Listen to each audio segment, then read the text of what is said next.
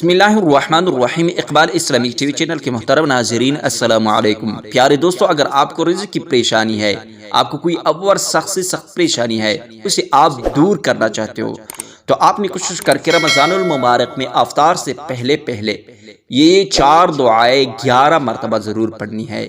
اللہ رب العزت آپ کی قسمت کو بدل دے گا، آپ کی تقدیر کو بدل دے گا۔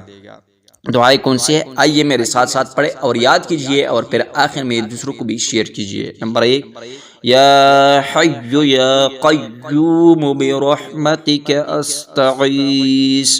نمبر 2، بسم اللہ الذی لا یضر مع اسمہ شیء فی الارض ولا فی السماء۔ نمبر 3، صلی اللہ علیہ وسلم۔